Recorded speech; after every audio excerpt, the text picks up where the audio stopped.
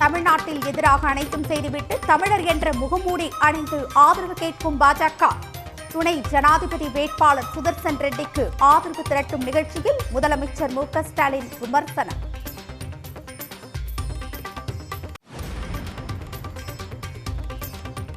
ராமநாதபுரத்தில் hydro carbon சோதனை கிணறுகள் அமைக்க ONGC நிறுவனத்திற்கு அனுமதி. உத்தரவை திரும்பப் பெற மாநில சுற்றுச்சூழல் தாக்க மதிப்பீட்டு ஆணையத்திற்கு தமிழ்நாடு அரசு அறிவுறுத்தல்.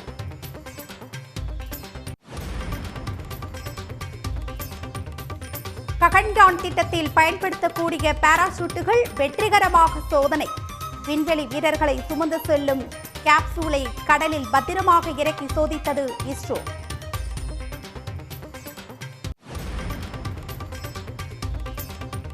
ராஜஸ்தான் உள்ளிட்ட வட மாநிலங்களில் வெளுத்து வாங்கும் கனமழை. ஜம்மு காஷ்மீரில் சாகர்காட் ஆற்றில் கரை புரண்ட வெள்ளத்தால் பாலம் சேதம்.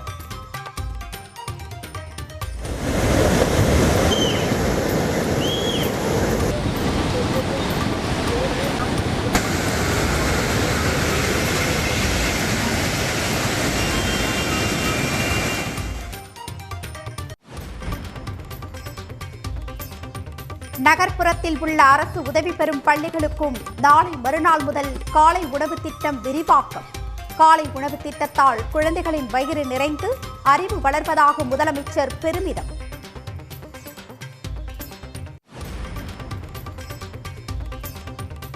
தொழிலாளி, விவசாயி, மாணவர் என ஒட்டுமொத்த மக்களுக்கும் அதிமுக ஆட்சியில் பலன் கிடைத்தது. மண்ணச்சநல்லூர் பரப்புரை பயணத்தில் எடப்பாடி பழனிசாமி பேச்சு.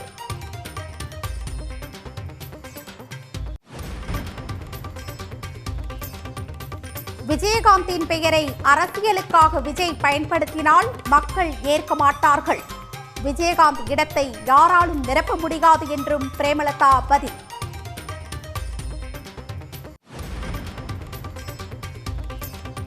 சிவகாசி அருகே தெருநாய்கள் கடித்து 4 வயது சிறுவன் உட்பட 15 பேர் படுகாயம். தெருநாய்கள் தொல்லையை கட்டுப்படுத்த பொதுமக்கள் கோரிக்கை.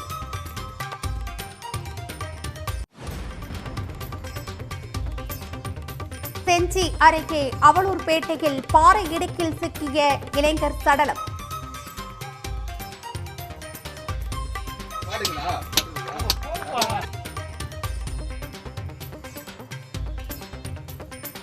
இறந்து போனவர் மனநலம் பாதிக்கப்பட்டவர் என தகவல்.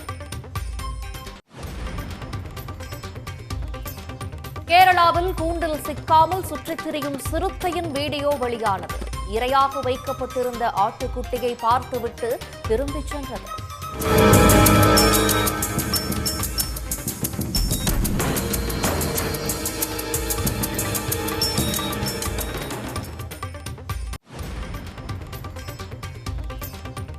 வாக்கு திருட்டை அமைப்பு ரீதியாக செயல்படுத்தவே வாக்காளர் பட்டியல் திருத்தம். மோடிக்கு தேர்தல் ஆணையம் துணை போவதாக ராகுல் காந்தி கடும் தாக்கு.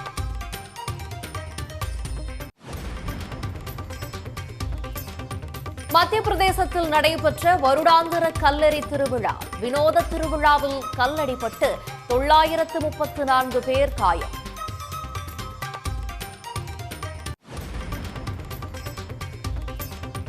தொழிலதிபர் அனில் அம்பானி மீது மேலும் ஒரு வங்கி மோசடி புகார்.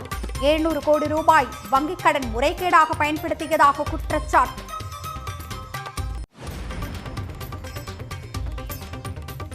இந்திய கிரிக்கெட் வீரர் புஜாரா ஓய்வை அறிவித்தார். அனைத்து வகை கிரிக்கெட்டிலிருந்தும் ஓய்வு பெறுவதாக அறிவிப்பு. துணை குடியரசுத் தலைவர் வேட்பாளர் சுதர்சன் ரெட்டியை நக்சல் என விமர்சித்த ஒன்றிய உள்துறை அமைச்சர் அமித்ஷாவிற்கு முதலமைச்சர் மு.க. ஸ்டாலின் கண்டனம் தெரிவித்துள்ளார். தமிழ்நாட்டுக்கு எதிராக அனைத்தையும் செய்துவிட்டு தமிழர் என்ற முகமூடி அணிந்து பாஜக ஆதரவு கேட்பதாகவும் அவர் விமர்சித்துள்ளார். இந்தியா கூட்டணியின் துணை குடியரசுத் தலைவர் வேட்பாளர் சுதர்சன் ரெட்டி தனக்கு ஆதரவு திரட்டுவதற்காக தமிழ்நாடு வந்தார். சென்னை தியாகராயர் நகரில் கூட்டணி கட்சித் தலைவர்கள் அவருக்கு உற்சாக வரவேற்பு அளித்தனர்.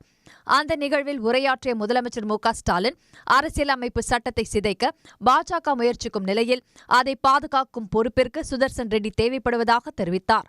திருவள்ளுவர், பாரதியார், பெரியார், கலைஞரின் இந்த மண் போராட்ட குணத்தை விடுவதில்லை என பேசியவர் சுதர்சன் ரெட்டி என்றும் குறிப்பிட்டார்.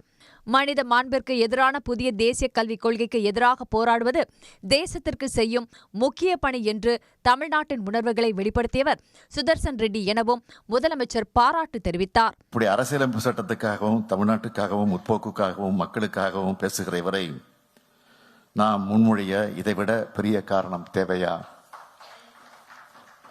ஆனால் முன்னாள் உச்சநீதிமன்ற நீதியரசரை மாண்புமிகு உள்துறை அமைச்சர் என்னன்னு விமர்சிக்கிறார். நக்சல்னு சொல்லுகிறார். ஒரு உள்துறை அமைச்சர் தன்னுடைய பொறுப்பை மறந்து ஒரு முன்னாள் நீதியரசரை பற்றி அபாண்டமா பேசியிருக்கிறார். அவங்களால தீவிரவாதத்தை ஒழிக்க முடியல. அந்த கையாலாகாத நிலையை மறைக்க நீதியரசர் மேல பழி போட்டு தப்பிக்க பார்க்கறாங்க.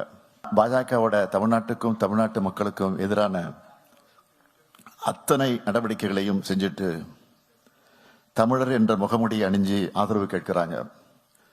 இதெல்லாம் ரொம்ப பழைய ட்ரிக்கு. தனி மனிதர்களை விட தத்துவங்கள் தான் அரசியலை வழிநடத்தும். பின்னர் பேசிய சுதர்சன் ரெட்டி கூட்டாட்சி தத்துவத்தை காப்பதில் முதலமைச்சர் மு.க.ஸ்டாலின் முன்னோடியாக விளங்குவதாக புகழாரம் சூட்டினார். தற்போதைய சூழலில் கூட்டாட்சிக்கு மட்டுமின்றி அரசியல் அமைப்பிற்கே ஆபத்து வந்துள்ளதாகவும் சுதர்சன் ரெட்டி கூறினார். I would not let down this instrument of Constitution of India, with which I have lived for the last 52 years. Hitherto I was upholding it. If given an opportunity, I will try to defend and protect it because the idea is in danger. கல்வி சுகாதாரத்தில் நாட்டிலேயே தமிழ்நாடு முன்னணியில் உள்ளதாக பாராட்டிய சுதர்சன் ரெட்டி தொலைநோக்கு பார்வையிலும் இந்தியாவிற்கே தமிழ்நாடு முன்னோடி என பெருமிதம் தெரிவித்தார். பின்னர் சுதர்சன் ரெட்டிக்கு முதலமைச்சர் மு.க.ஸ்டாலின் திருவள்ளுவர் சிலையை பரிசாக வழங்கினார். ஜம்மு காஷ்மீர், ராஜஸ்தான், உத்தரப்பிரதேசம், பஞ்சாப், குஜராத், ஒடிஷா உள்ளிட்ட வட மாநிலங்களில் கனமழை வெளுத்து வாங்குவதால் மக்களின் இயல்பு வாழ்க்கை கடுமையாக பாதிக்கப்பட்டுள்ளது. ஜம்மு காஷ்மீரில் தொடரும் கனமழை காரணமாக பல்வேறு பகுதிகளில் வெள்ளப்பெருக்கு ஏற்பட்டுள்ளது. கபீர் காலனி என்ற பகுதியில் குடியிருப்புகளுக்குள் வெள்ளம் புகுந்ததால் வீட்டில் இருந்த விலை உயர்ந்த பொருட்கள் சேதமடைந்தன. IIIM மருத்துவக் கல்லூரி வளாகமே குளம் போல மாறியுள்ளதால் விடுதிகளில் இருந்து மாணவர்கள் பத்திரமாக மீட்கப்பட்டனர்.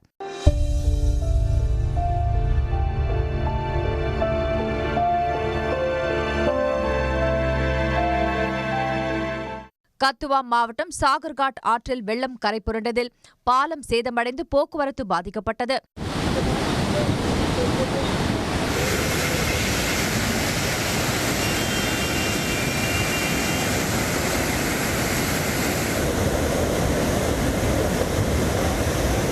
குஜராத் மாநிலம் அகமதாபாத்தில் சபர்மதி ஆற்றில் வெள்ளம் கரை புரண்டு ஓடுகிறது.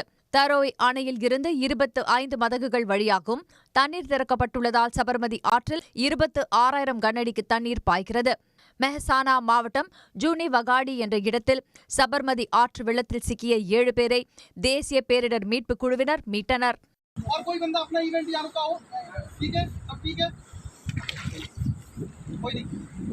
ஒடிசா மாநிலத்திலும் கனமழை வெளுத்து வாங்கியதால் சம்பல்பூர் மாவட்டத்தில் வெள்ளம் சூழ்ந்தது. பைத்தராணி ஆற்றில் அபாய அளவை தாண்டி வெள்ளம் கரை புரள்கிறது.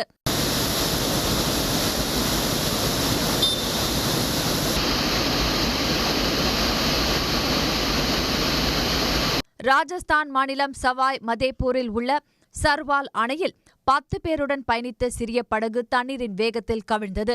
இதில் 9 பேர் நீந்தி கரையை கடந்த நிலையில் ஒருவரை தேடும் பணியில் தேசிய பேரிடர் மீட்பு குழுவினர் ஈடுபட்டு வருகின்றனர்.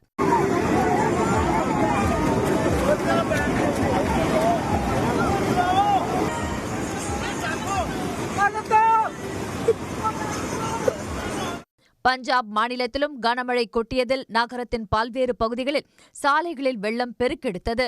உத்தரப்பிரதேச மாநிலம் பிரயாக்ராஜில் கனமழை கொட்டியதில் ராம்பாக் ரயில் நிலையத்தின் சுற்றுப்புற சுவர் இடிந்து விழுந்தது.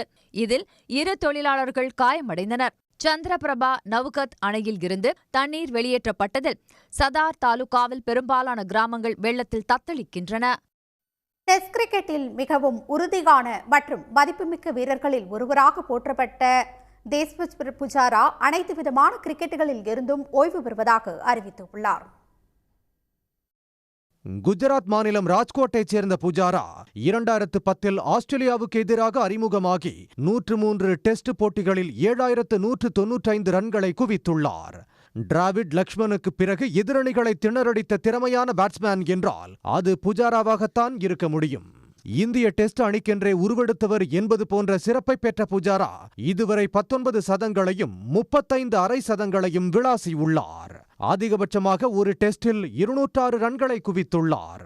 2018-19 முதலாக இந்திய அணி ஆஸ்திரேலியாவில் டெஸ்ட் தொடரை வென்றதில் புஜாராவின் பங்களிப்பை ரசிகர்கள் யாரும் அவ்வளவு எளிதில் மறந்திருக்க முடியாது.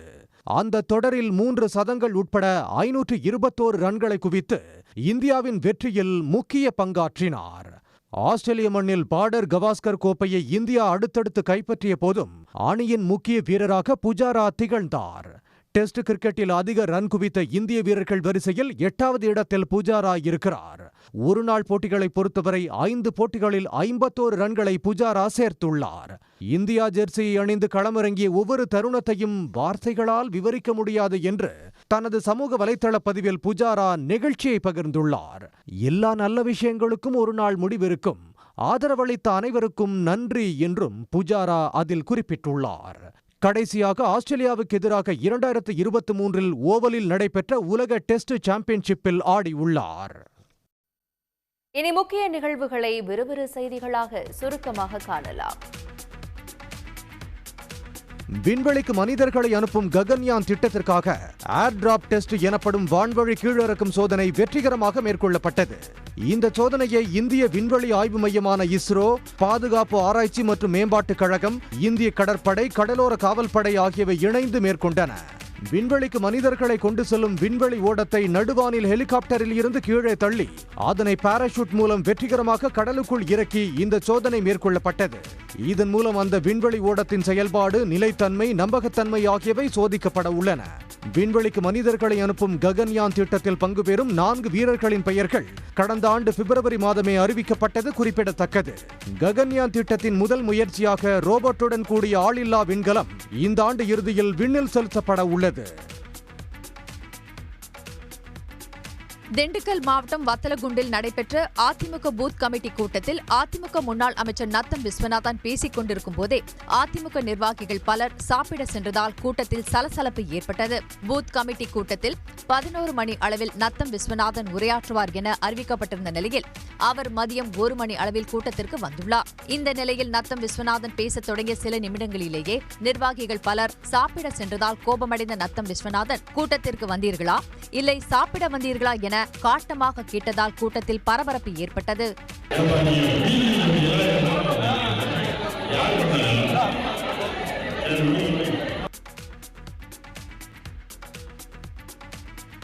ஒரு கட்சி ஆரம்பித்து விட்டோம் என்பதற்காக யாரை வேண்டுமானாலும் விமர்சிக்கலாமா என தவேக தலைவர் விஜய்க்கு அமைச்சர் அன்பில் மகேஷ் கண்டனம் தெரிவித்துள்ளார். சென்னை அண்ணா நூற்றாண்டு நூலகத்தில் நடைபெற்ற கருத்தரங்கில் கலந்து கொண்ட பின்னர் செய்தியாளர்களை சந்தித்த அன்பில் மகேஷ் 50 ஆண்டு காலம் பொது வாழ்க்கையில் உள்ள முதலமைச்சரை விமர்சிப்பது சரியா என கேள்வி எழுப்பினார். இன்றைக்கு நாமும் ஒரு கட்சி ஆரம்பித்து விட்டோமே என்பதற்காக இது போன்று வசைப்பாடுவது என்பது அது ஏற்கத்தக்கதா என்பதை அவரும் அவருடைய தொண்டர்களும் அதை உணர்ந்து கொள்ள வேண்டும். முதல் மாநாட்டில் அவர் பேசும்போது சொன்னாது நம்மை பார்த்து எல்லாரும் விசிலடிச்சாங்க குஞ்சுகள் என்று சொல்லிவிடக்கூடாது, நாம் ஒரு மாற்றத்தை ஏற்படுத்தக்கூடிய அளவுக்கு நாம் ஒன்றுபட வேண்டும் என்று சொன்னார்கள். என்னை பொறுத்தவரைக்கும் 2வது மாநாட்டில் அவர் பேசும்பொழுது அவருடைய தொண்டர்கள்லாம் மெச்சூர்ட் ஆகிட்டாங்க, ஆனால் இவர் விசிலடிச்சாங்க குஞ்சுகள் போன்று பேசிவிட்டாரோ அப்படிங்கிற எண்ணத்தை தான் எனக்கு தருகிறது. சிவகாசி சுற்றுவட்டார பகுதிகளில் சிறுவர்கள் உட்பட 15 பேரை தெருநாய்கள் கடித்து குதறிய சம்பவம் பரபரப்பை ஏற்படுத்தியுள்ளது. பெரிய பொட்டல்பட்டி, எம் புதுப்பட்டி உள்ளிட்ட பகுதிகளில் தெருநாய்கள் விரட்டி கடித்ததில் 4 மற்றும் 8 வயது சிறுவர்கள் தடுப்பூசி போட்டும் கருத்தடை செய்தும் மாவட்ட நிர்வாகம் சார்பில் நடவடிக்கை எடுக்க வேண்டும் என பொதுமக்கள் கோரிக்கை விடுத்துள்ளனர். கோவை மாவட்டத்தில் போலீசார் நடத்திய அதிரடி சோதனையில் பல்வேறு குற்ற வழக்குகளில் தொடர்புடையவர்கள் கைது செய்யப்பட்டதோடு பல லட்சம் மதிப்புள்ள போதைப் பொருட்களும் பறிமுதல் செய்யப்பட்டன. ஆபரேஷன் கிளீன் கோவை என்ற பெயரில் மாவட்டம் முழுவதும் போலீசார் பல்வேறு குழுக்களாக பிரிந்து அதிரடி சோதனை நடத்தினர். கருமத்தம்பட்டி, பேரூர் உள்ளிட்ட 10 இடங்களில் இந்த சோதனை நடத்தப்பட்டது. சோதனை முடிவில் குற்ற வழக்குகளில் தொடர்புடைய 13 பேர் சிக்கினர். அவர்களில் 4 பேர் கொலை வழக்குகளில் தொடர்புடையவர்கள். 6 கிலோ கஞ்சா, 53 கிலோ குட்கா போதைப் பொருட்கள், ஆயுதங்கள், போலி நம்பர் பிளேட் கொண்ட வாகனங்களும் பறிமுதல் செய்யப்பட்டன. இப்போ பிடிபெற்ற குற்றவாளிகளில் 4 பேருக்கு ஏற்கனவே கொலை வழக்கு மற்றும் அட்டெம்ப்ட் மர்டர் மற்றும் ஹர்ட் கேஸ் இருக்குது. அதே போல் இதில் ஒரு வெளிநாட்டவரும் இன்வால்வ் ஆகிருக்காரு. சூடான் நாட்டை சேர்ந்த ஒருத்தவர் இதில் அரெஸ்ட் பண்ணியிருக்கோம். தங்கள் பகுதிகளில் சந்தேகப்படும்படியான நபர்கள் தென்பட்டால் உடனே தகவல் தெரிவிக்க வேண்டும் என்றும் பொதுமக்களை காவல்துறை கேட்டுக் கொண்டுள்ளது. அத்திக்கடவு அவிநாசி 2ஆம் கட்ட திட்டத்திற்கு பவானி பாசன விவசாயிகள் கடும் எதிர்ப்பு தெரிவித்துள்ளனர். பவானி சாகர் அணையில் இருந்து புதுப்பீர் கடவு நீரேற்று திட்டத்தை செயல்படுத்துவது தொடர்பாக நீர்வளத்துறை அதிகாரிகள் பவானி பாசன விவசாய சங்கங்களிடம் கடிதம் அனுப்பியுள்ளனர். இது தொடர்பாக ஆலோசிக்க ஈரோட்டில் பவானி ஆயக்கட்டு பாசன விவசாயிகள் சங்கங்களின் கூட்டம் நடைபெற்றது. இக்கூட்டத்தில் பவானி சாகர் அணையில் இருந்து புதிய நீரேற்று திட்டங்களை செயல்படுத்தக்கூடாது என தீர்மானம் நிறைவேற்றப்பட்டுள்ளது. மேலும் உபரி நீர் திட்டம் என்ற பெயரில் நீரேற்று திட்டங்களை செயல்படுத்துவது ஆயக்கட்டு பாசன உரிமையை கடுமையாக பாதிக்கும் என விவசாயிகள் தரப்பில் தெரிவிக்கப்பட்டுள்ளது. அத்திக்கடவு அவிநாசி திட்டத்திற்கு விதிமுறைகள், ரூல்ஸ் அண்ட் ரெகுலேஷன்ஸ்கள் வகுக்கப்பட வேண்டும்.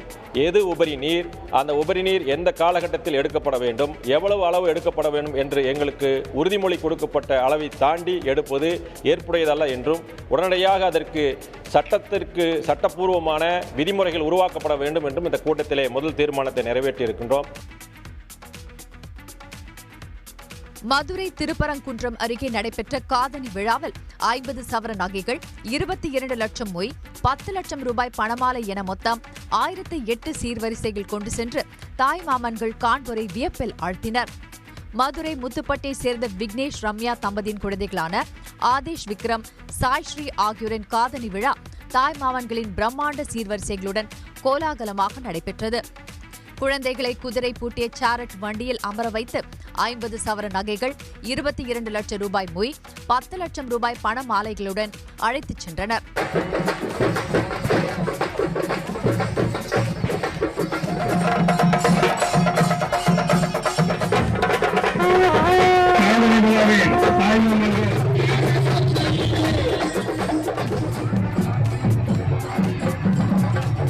தங்கை மீது கொண்ட அதீத அன்பின் காரணமாக சகோதரர்கள் 4 டிராக்டர்களில் சீர்வரிசை கொண்டு சென்றனர். சென்னை ஐயப்பந்தாங்கலில் உள்ள பிரபல அடுக்குமாடி குடியிருப்பில் விநாயகர் சதுர்த்திக்கு ஸ்டால் அமைப்பதில் இரு தரப்பினர் இடையே தகராறு ஏற்பட்டதால் பரபரப்பு நிலவியது. 2500க்கும் மேற்பட்ட வீடுகளை கொண்ட இந்த அடுக்குமாடி குடியிருப்பில் விநாயகர் சதுர்த்திக்கான பூஜை பொருட்களை விற்க குடியிருப்பு சங்க அனுமதியோடு ஸ்டால் அமைக்கப்பட்டது. ஆனால் வெளிநபரை கொண்டு ஸ்டால் அமைக்கப்படுவதாக எதிர்ப்பு தெரிவித்த மற்றொரு தரப்பினர் ஏற்கனவே குடியிருப்பு சங்கத்தின் கோடிக்கணக்கான வருவாயில் முறைகேடு நடந்து வருவதாக குற்றம் சாட்டினர். 40 ஃபீமேல் ஆண்டர்பிரனர்ஸ்க்கு இங்க பிளான் பண்ணி நம்ம வந்திருக்கிறோம். இதுக்கு அவங்க அவ்வளோ ஸ்டாக்ஸ் இன்வெஸ்ட் பண்ணி இன்னைக்கு ஈவெண்ட்டுக்காக, ஏன்னா 8 மந்த்ஸ் இங்க ஈவெண்ட்டே நடக்கல. ஏன்னா லாஸ்ட் ஈவெண்ட் பொங்கல் ஈவெண்ட்டுக்கு அப்புறம் இங்க ஈவெண்ட் பல பிரச்சனைனால மிஸ்டர் ராஜசேகருங்கிற ஒரே ஒரு பர்சனாலிட்டினால இங்க ஈவெண்ட்டே நடக்கல. ரிலீஜியஸ் ஆக்டிவிட்டி பண்ண விட மாட்டாங்க அப்படிங்கிற ஒரு பாயிண்ட்டுக்கு போறாங்க. பட் எங்களோட நோக்கம் அது கிடையாது. இங்க எல்லா மதத்து சம்பந்தப்பட்ட மக்களும் இருக்கிறாங்க. எல்லா விழாக்களும் எங்களுக்கு வேணாம். பட் வெளியில இருந்து வர கமர்ஷியல் ஆக்டிவிட்டிக்கு கணக்கு இல்ல அப்படிங்கறதுனால தான் எங்களோட கோரிக்கை அதுவா இருந்தது. ஸ்டால் அமைத்த தரப்பினர் சாலை மறியல் செய்ய முயன்ற நிலையில் போலீசார் தலையிட்டு சமாதானப்படுத்தினர். கேரள மாநிலம் மலப்புரம் அருகே கூண்டில் சிக்காமல் சிறுத்தை புலி திரும்பிச் சென்ற சிசிடிவி காட்சிகள் வெளியாகியுள்ளன.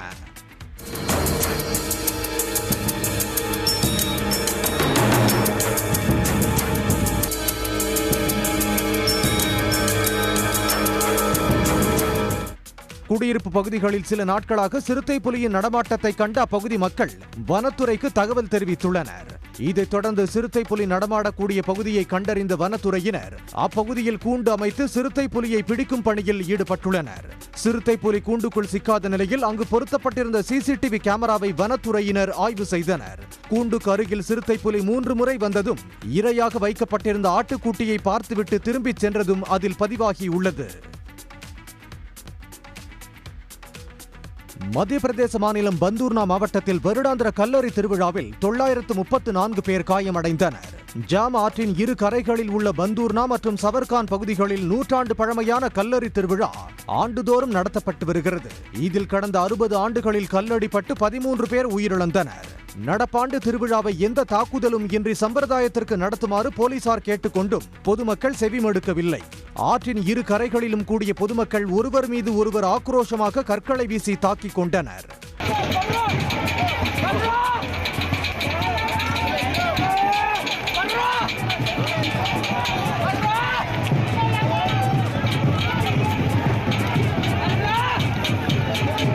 இந்த வினோதமான திருவிழாவில் காயமடைந்த ஏராளமானோர் மருத்துவமனைக்கு சிகிச்சைக்காக அழைத்துச் செல்லப்பட்டனர்.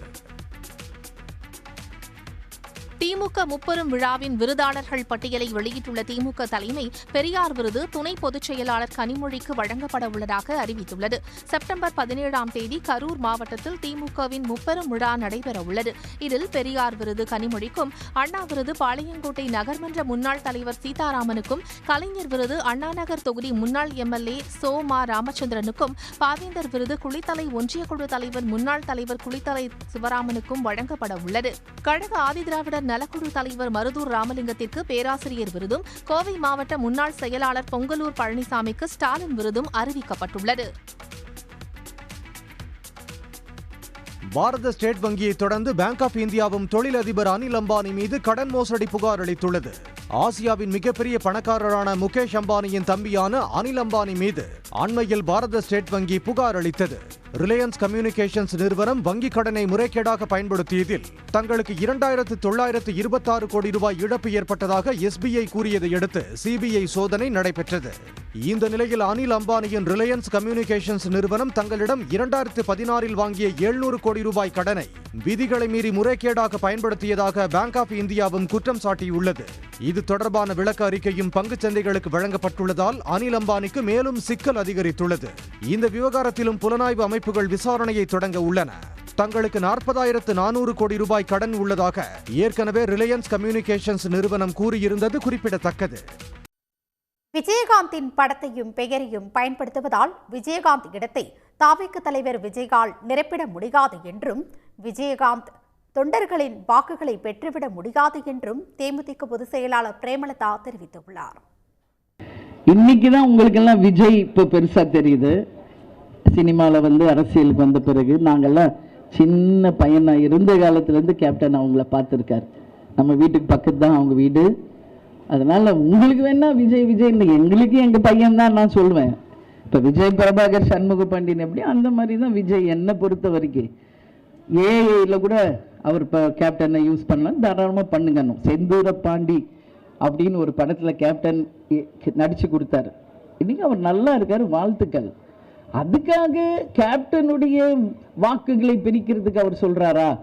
அவர் கேப்டன் போட்டோவை யூஸ் பண்றாங்கன்னு சொல்றாங்களா? அப்படின்னா எங்களுக்கென்று ஒரு கட்சி இருக்கு, எங்களுக்கென்று ஒரு அமைப்பு இருக்கு, எங்களுக்கென்று எங்களுடைய மாவட்ட செயலாளர்கள், நிர்வாகிகள், தொண்டர்கள், லட்சக்கணக்கான பேர் தமிழ்நாடு முழுக்க இருக்கிறார்கள்.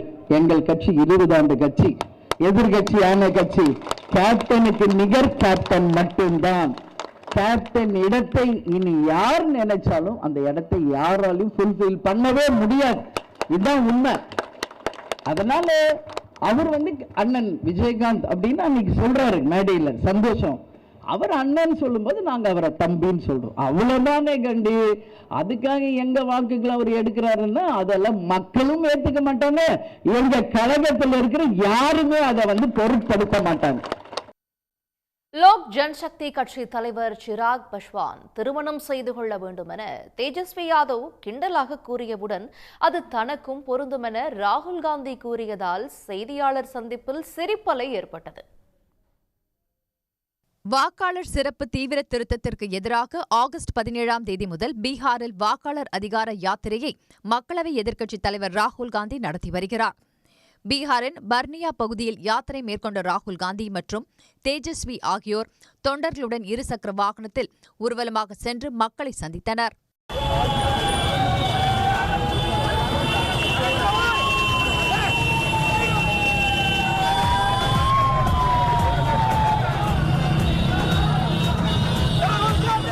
யாத்திரையின் இடையே ராகுல் காந்தி, தேஜஸ்வி யாதவ் ஆகியோர் கூட்டாக செய்தியாளர்களை சந்தித்தனர். அப்போது வாக்கு திருட்டு தொடர்பாக எழுப்பப்பட்ட கேள்விகளுக்கு தேர்தல் ஆணையம் இதுவரை பதிலளிக்கவில்லை என அவர்கள் குற்றம் சாட்டினர். நரேந்திர மோடி போல பொய் சொல்லும் பிரதமரை இந்தியா பார்த்ததே இல்லை என தேஜஸ்வி யாதவ் குற்றம் சாட்டினார். பேட்டியின் போது பாஜக கூட்டணியில் உள்ள லோக் ஜனசக்தி கட்சியின் தலைவர் சிராக் பாஸ்வான் திருமணம் செய்து கொள்ள வேண்டும் என தேஜஸ்வி கிண்டலாக கூறினார். உடனடியாக இது தனக்கும் பொருந்தும் என ராகுல் காந்தி கூறியதால் செய்தியாளர் சந்திப்பில் சிரிப்பலை ஏற்பட்டது. चिराग पासवान से अगर आप सवाल जो पूछ रहे हैं, हम इस पे कोई टिप्पणी नहीं करेंगे, लेकिन उनको सलाह जरूर देंगे. हमारे बड़े भाई जल्द से जल्द शादी कर लें. இந்திய கிரிக்கெட் வீரர் புஜாரா ஓய்வை அறிவித்தார். அனைத்து வகை கிரிக்கெட்டில் இருந்தும் ஓய்வு பெறுவதாக அறிவிப்பு. புதுச்சேரியில் சித்த மருத்துவக் கல்லூரி அமைக்கப்படும் என அறிவிக்கப்பட்டு 2.5 ஆண்டுகளை கடந்த போதும் அதற்கான அடிக்கல் நாட்டு விழா கூட இதுவரை நடைபெறவில்லை. காரணம் என்ன? அது பற்றி விளக்குகிறது இந்த செய்தி தொகுப்பு. புதுச்சேரியில் ஒன்றிய அரசின் ஜிப்மர் மருத்துவமனை, அரசு மருத்துவக் கல்லூரி, 3 தனியார் மருத்துவக் கல்லூரிகள் அமைந்துள்ளன. ஆனால் சித்த மருத்துவக் கல்லூரி இல்லாததால் சித்த மருத்துவம் படிக்க புதுச்சேரி மாணவர்கள் தமிழ்நாடு செல்ல வேண்டிய நிலை உள்ளது. இதற்காக பல்வேறு தரப்பின் கோரிக்கையை ஏற்று கடந்த 2023ஆம் ஆண்டு பட்ஜெட்டின் போது புதுச்சேரியில் சித்த மருத்துவக் கல்லூரி தொடங்கப்படும் என முதலமைச்சர் ரங்கசாமி அறிவித்தார். தொடர்ந்து கோரிமேட்டில் இடம் தேர்வு செய்யப்பட்டு திட்ட வரைபடமும் தயாரிக்கப்பட்டது. ஆனால் அதன் பின்னர் அந்த பணிகள் கிடப்பில் போடப்பட்டன. சித்தா ஆயுர்வேதிக் நிறைய பேர் பார்த்தீங்கன்னா இங்கேருந்து கேரளாவில் போய் படிக்கிறாங்க. இப்போ நம்ம மாகி படிக்கிறதுனால அங்கே நம்ம ஒரு பிள்ளைங்களுக்கு சாப்பாடு கிடைக்கல, சாப்பாடு சரியில்லை, அந்த பிள்ளைங்க இங்கேயே படிக்கும். அதனால் இங்கே உடனடியாக திறந்தால் இது மிகவும் மகிழ்ச்சியாக இருக்கும், பாராட்டக்கூடியதாக இருக்கும்.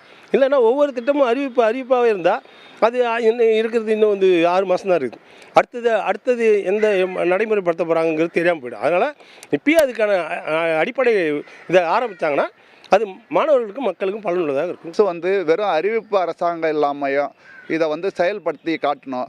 ஏன்னா 50 கோடி ஒதுக்கிட்டேன்னு சொன்னவங்க ஏன் இவ்வளோ நாள் நிறைவேற்றலை? அதுவும் எங்கேயும் கட்சி மீட்டிங்கில் எங்கேயும் அவர் சொல்ல. சட்டசபையில் 33 எம்எல்ஏ அவர் உள்பட இருந்து சபாநாயகர் முன்னிலையில் சொன்னார். அப்போ இது என்ன அரசு? அறிவிப்பு அரசா? மாணவர்கள் வாழ்க்கையில் விளையாடாதீங்கன்னு நாங்கள் பெற்றோர் சார்பாக கேட்டுக்கொள்கிறோம். ரெண்டாவது இதுக்கான இடம் தேர்வு பண்ணி ஒப்புதல் கொடுத்து எதனால் நிற்குதுன்றதும் தெளிவாக இந்த அரசு சொல்லணும். பெற்றோர், மாணவர்கள் நலன் கருதி இந்த கல்வி ஆண்டிலேயே புதுச்சேரியில் சித்த மருத்துவக் கல்லூரி அமைக்க வேண்டும் என பல்வேறு தரப்பினரும் வலியுறுத்தி வருகின்றனர். சன் நியூஸ் செய்திகளுக்காக ஒளிப்பதிவாளர் வெங்கட்டுடன் மகராஜ பாண்டி. உடனுக்குடன் செய்திகளை தெரிந்து கொள்ள சன் நியூஸ் பெல் ஐகானை கிளிக் பண்ணுங்க.